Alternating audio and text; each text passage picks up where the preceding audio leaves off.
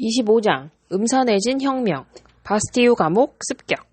오스트레일리아 식민지는 몇 가지 면에서 미 합중국과 조금 비슷했던 것 같아. 두 곳 모두에서 귀족이 아닌 사람들도 자기 땅을 가질 수 있게 되었고, 또 사람들이 국왕의 권력으로부터 벗어나 살 수 있게 되었으니까 말이야. 프랑스 사람들은 아메리카 사람들이 영국의 국왕에게 대항해 싸우는 것을 넋을 놓고 지켜보았단다. 심지어 군대를 보내서 자유를 쟁취하기 위해 싸우는 아메리카 사람들을 돕기도 했어. 그러나 그들의 나라 프랑스에서는 아직도 절대 군주가 온 국민 위에 군림하고 있었어. 태양왕의 증손자인 루이 15세의 손자 루이 16세가 바로 그 절대 군주였어. 조상들이 그랬던 것처럼 루이 16세도 자기 맘대로 프랑스를 다스릴 수 있는 신성한 권력을 부여받았다고 주장했단다.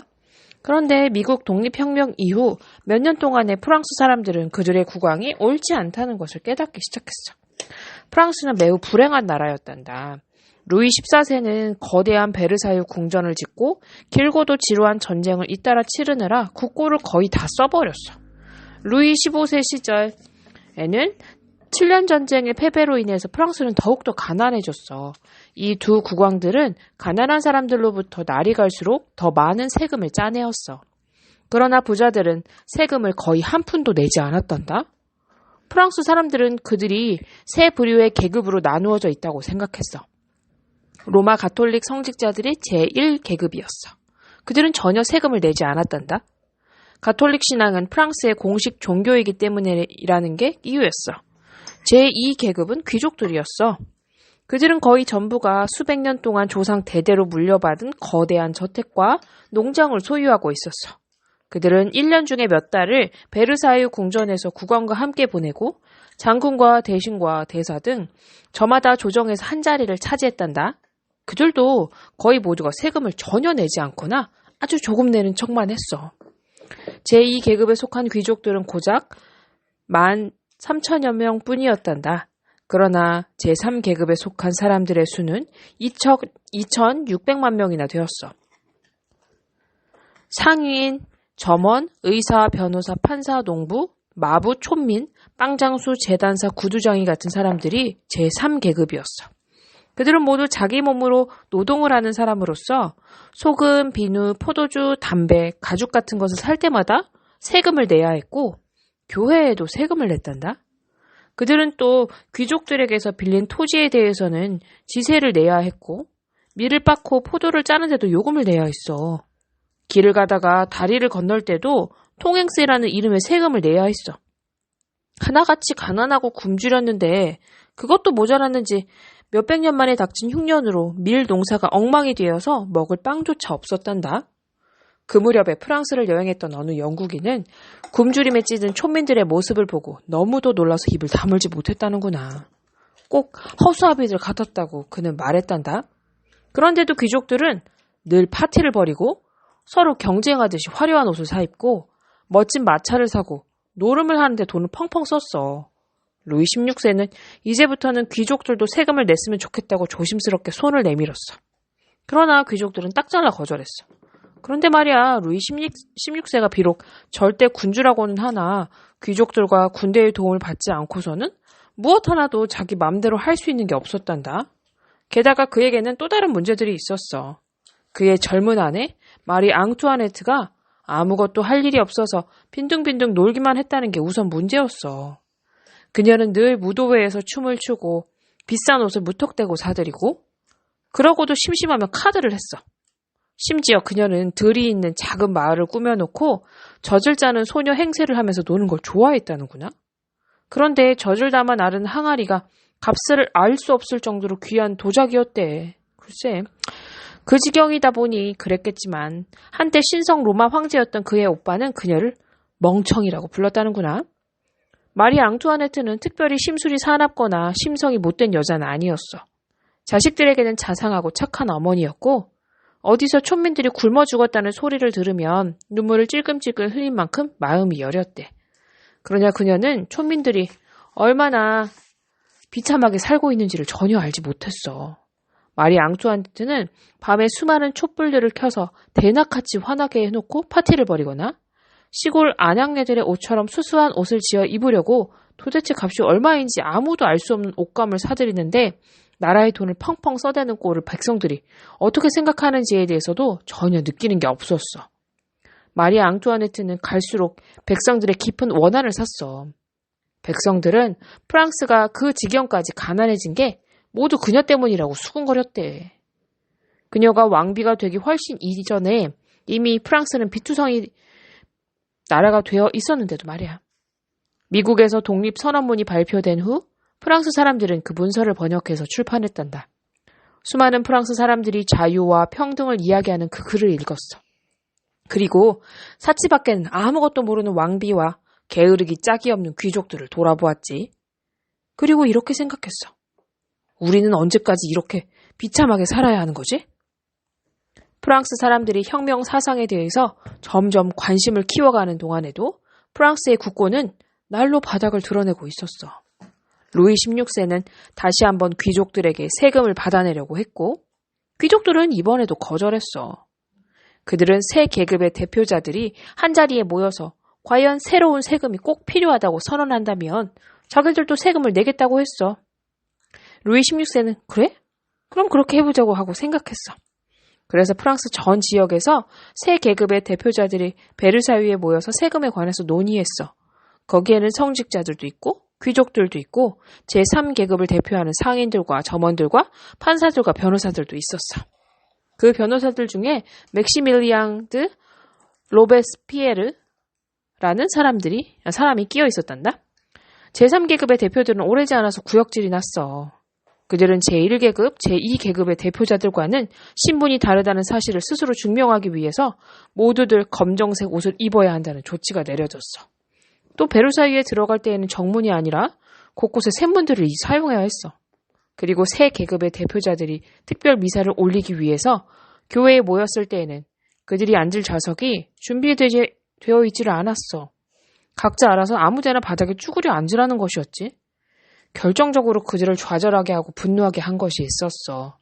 세 계급의 대표자들이 제각기 다른 방에 모여서 토론을 한 후 찬성이냐 반대냐 투표를 해야 한다고 국왕이 선언했다는 것이었어. 만약 제1계급과 제2계급이 새로운 세금이 필요 없다고 한데 투표를 해버린다면 어찌 되는 거지? 제3계급의 사람들은 투표를 통해서도 그들의 횡포를 막을 수가 없겠지. 프랑스 국민의 대다수는 제3계급인데도 말이야. 그것이 마지막 지푸라기였어. 제3계급의 대표자들은 그들의 모임을 국민의회라는 이름으로 고쳐 부르고 제1계급의 성직자들에게 그들과 뜻을 같이 해달라고 간청했어. 시골 교회에서 설교를 하면서 백성들의 비참한 삶을 자기 눈으로 직접 보았던 여러 성직자들이 승낙했어. 귀족들 중에서도 그들과 뜻을 같이 하겠다며 가담한 사람들이 있었어. 그들은 대다수의 국민이 굶주림을 면치 못하는 한 프랑스는 영영 건강한 나라가 될 수 없다는 것을 제대로 깨달았던 것이야. 다른 귀족들은 냉큼 루이 16세에게 달려가서 국민의회가 열리지 못하게 막아달라고 간청했어. 그래서 루이 16세는 제3계급의 대표자들이 그들에게 배정된 방에 들어가지 못하도록, 그래서 투표를 아예 하지 못하도록 문을 잠가버렸어. 그래서 국민의회는 테니스를 치는 테니스 코트에서 회의를 열었어. 그 회의에서 그들은 새로운 헌법을 만들겠다는 서약을 했는데 이 서약을 테니스 코트의 서약이라고 한단다. 루이 16세가 그들에게 방으로 돌아가라고 명령했지만 그들은 말을 듣지 않았어. 어느 귀족이 국왕의 명령이다. 당장 여기를 떠나라. 라고 외치자 국민의회 사람들은 우리는 국민의 뜻을 받아 여기에 왔다. 목에 칼을 들이댄다 해도 우리는 흩어지지 않을 것이다. 라고 되받았어. 제3계급이 봉기를 일으켰다는 소식이 베르사유로부터 불과 20km 거리인 파리에 전해졌어. 파리의 평민들이 전투를 위한 장비를 갖추기 시작했어. 루이 16세는 덜컥 겁이 났어. 프랑스 군대의 병사들이 파리의 평민들을 향해서 총을 쏘지 않으려 할 것이라고 생각했던 것이야. 병사들도 제3계급이니까. 그래서 그는 왕실 근위대에 편성되어 있던 스위스 병사들을 파리로 보내서 질서와 안정을 회복하려고 했단다. 파리의 평민들에게 그 소식을 전해줬어. 굽히느니 차라리 죽겠다. 라고 그들은 외쳤어. 그러나 군대와 맞서 싸우려면 화약이 필요했어. 화약을 어디서 구할 수 있을까? 바스티유! 누군가가 외쳤어. 파리에 있는 바스티유 감옥은 탑이 8개나 있고 벽의 두께가 4.5m나 되는 오래된 요새였어. 군중이 대포를 끌어다가 바스티유의 성벽을 겨누었어. 그러자 감옥 소장은 얼른 항복하는 게 살 길이라고 생각했대. 혁명군은 갇혀있던 죄수들을 풀어주고 화약을 강제로 빼앗았어. 그리고 항복한 소장의 목을 잘라서 쇠꼬챙이에 꽂아가지고 파리의 거리를 달렸어. 그날이 1789년 7월 14일이었어. 바스티유 감옥이 함락되고 프랑스 국왕의 권력도 무너졌어. 바스티유 감옥이 함락된 그날은 지금도 프랑스에서는 경축일이란다. 북아메리카의 13개의 식민지가 영국으로부터 독립을 선언했던 7월 4일이 미국의 경축일인 것처럼 말이야. 이제는 평민들이 파리를 장악했어. 그리고 시골에서도 촌민들이 들고 일어나서 부자들의 저택을 습격하고 원한에 사무쳤던 귀족들을 살해했어. 귀족과 성직자들 중에는 봉기에 가담한 자들도 있었고 재빨리 외국으로 달아난 자들도 있었어. 루이 16세와 그의 가족은 마차에 실려서 파리로 호송되고 퀼리리 궁전에 갇혔어. 국민의회 사람들도 파리로 와서 정부를 장악했어. 이제는 새 헌법을 만들 때가 된 거야. 영국이 그랬던 것처럼 프랑스도 국왕마저 국법을 지켜야 하는 나라가 되려는 참이었고 미국이 그랬던 것처럼 프랑스도 모든 국민이 평등한 나라가 되려는 참이었어. 기요틴과 로베스피에르의 공포정치, 퀼리리 궁전에 갇힌 왕실 일가는 장차 그들의 운명이 어찌 될 것인지를 전혀 모르는 채 마음을 졸여야 했지. 국민의회는 새 헌법에 관해서 논의하기 시작했어. 성직자들과 제3계급 중에서 형편이 훨씬 나은 의사와 변호사와 상인들은 국왕에게 아무 권력도 주지 않는 헌법을 만든다는 조건으로 루이 16세를 다시 왕좌에 앉히자는 의견을 내놓았어. 그러나 로베스피에르가 이끄는 제3계급의 대부분의 사람들은 프랑스가 국왕이 없는 나라가 되는 게 최선이라고 주장했어. 로베스피에르는 몇 번이나 앞에 나서서 열의에 찬 연설을 토하며 국왕을 아주 없애버리자고 국민의회 사람들을 설득했단다. 국민의회는 루이 16세를 어떻게 처리해야 할 것인지를 쉽게 결정하지 못했어. 그러나 그들은 제2계급을 없애버리고 싶다는 데는 모두가 의견이 같다는 것을 확인했어. 그래서 국민의회는 신분을 가리키는 모든 용어를 없앤다고 선언했어. 따라서 이제부터는 아무도 공작이나 남작이 될 수 없게 되었고 프랑스 사람이라면 누구나 시민이라는 칭호로 불리게 되었어. 그리고 한 달 후에 국민의회는 선거를 통해서 정치가들을 뽑는 것처럼 성직자들도 그렇게 해야 한다고 선언했단다. 이제 제1계급과 제2계급은 불법이 되었어. 그러나 국왕이 다시 왕좌에 앉아서 옛날처럼 나라를 다스리게 되기를 은근히 바라는 사람들이 아직도 많이 남아있었어. 왕당원이라고 불리는 이 사람들 중에서 몇몇이 퀼리리 궁전에 갇혀있는 루이 16세와 몰래 연락해서 왕실 일가를 궁에서 빼내서 북쪽 지방으로 달아나게 하려는 모의를 꾸몄어. 그리고 그 지방의 왕당원들을 모아서 나라를 되찾으려는 계획을 세웠지. 루이 16세와 마리 앙투아네트와 아이들이 몰래 궁을 빠져나와서 기다리고 있던 마차에 탔어. 그들을 태운 마차가 덜덜거리면서 바렌이라는 고을을 지나가고 있었을 때였어. 때마침 길가에 서 있던 어떤 남자가 마차 안을 들여다보았대. 그런데 어디선가 본 얼굴이 그 안에 앉아있는 게 아니겠어? 얼른 생각해보니까 자기 주머니에 든 돈에 그려진 사람의 얼굴하고 똑같은 거야. 그 남자가 급히 말을 타고 그 다음 고을로 달려가서 국왕이 지금 그쪽으로 오고 있다고 알렸어. 당장 군중이 몰려가서 마차를 막아섰지. 루이 16세와 그의 가족은 다시 파리로 끌려갔어.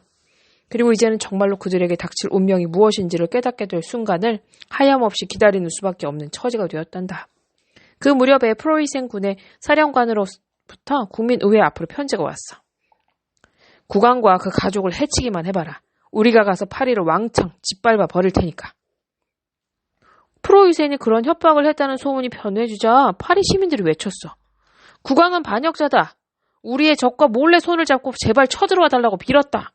그럭저럭 식어가던 분노가 다시 활활 타올랐지. 2만 명의 남녀들이 퀼리리 궁전으로 몰려가서 국왕을 지키던 스위스 군의병을 죽여버리고 국왕 일가를 끌어내서 템플이라는 캄캄한 지하 감방에 가두었어. 그 감방은 절대로 탈출할 수 없는 곳이었어. 로베스피에르의 열변에 힘을 얻은 국민의회는 프랑스는 공화국이 될 것이라고 결의했어. 또 명칭을 국민공회로 바꾸었어. 이제부터 프랑스는 국민의 투표로서 뽑힌 대표자들로 구성된 국민공회에 의해서만 통치될 거였어. 국왕에 대한 증오가 귀족의 피를 타고난 모든 자들에게까지 번졌어. 혁명에 가담했던 귀족들이 나라 밖으로 도망가기 시작했어. 그리고 국왕과도 귀족들과도 아무 관계가 없는 사람들이 권력을 잡았단다. 국왕에게는 이제 단 하나의 운명이 길이 남아있을 뿐이었어. 영국의 찰스 2세처럼 그도 곧 처형당할 처지가 되어 있었던 거야. 1월에 어느 날 루이 16세는 지하 감방에서 끌려 나왔어. 감방을 나서면서 그는 아들을 뒤돌아보고 이렇게 말했다는구나. 내가 죽더라도 복수할 생각일랑 하지 말거라. 루이 16세는 파리시의 한가운데에 있는 광장으로 끌려갔어. 광장에는 기요틴이라는 무겁고 예리한 칼날이 높은 곳에서 떨어져서 사형수의 목을 자르는 단두대가 설치되어 있었어. 떨어진 칼날에 목이 싹둑 잘리도록 사형 집행관이 미리 사형수의 긴 머리칼을 짧게 깎는단다. 루이 16세는 구름처럼 모인 군중에게 무엇라고 연설을 하려고 입을 열었지만 병사들이 재빨리 북을 요란하게 두드려서 그의 목소리가 전혀 들리지 않게 했단다. 이윽고 그의 목이 모탕에 떨어지고 기요틴이 떨어졌어. 한 병사가 잘린 목을 집어들고 외쳤어. 공화국 만세! 사람들이 앞을 다투어 뛰어나가서 손수건이나 옷자락으로 루이의 피를 찍었단다. 절대 권력을 휘두르던 국왕의 목이 잘린 그 엄청난 사건의 현장에 있었다는 사실을 기념하고 싶은 심정들이 몹시 간절했던 것이겠지. 국왕이 죽었어. 그러나 프랑스 공화국은 평탄하지 않았어. 공포에 질린 채 지켜보던 이웃 나라들은 그 광기 어린 끔찍한 상황이 자기들에게로 번져오지 않기만을 빌었어. 영국과 네덜란드와 스페인이 곧 프랑스와의 전쟁을 선포했어. 또 프랑스에서 서부 지방에서는 충실한 가톨릭 신자인 촌민들이 들고 일어났단다. 그들은 국민공회가 가톨릭 성지자들을 가혹하게 다룬 데 대해서 원한을 품었던 거야. 국민공회는 공화국이 금방 무너질지도 모른다는 두려움을 느끼지 않을 수 없었어. 그래서 그들은 국가안전위원회라는 이름의 새로운 위원회를 구성하고 로베스피에르를 그 우두머리에 앉혔어. 로베스피에르에게는 공화군에 반대하는 혐의가 보이는 자는 누구든지 체포해서 사형에 처할 권한이 주어졌어. 로베스피에르는 서부지방에서 반란을 일으킨 촌민들을 모조리 체포해서 사형에 처했어.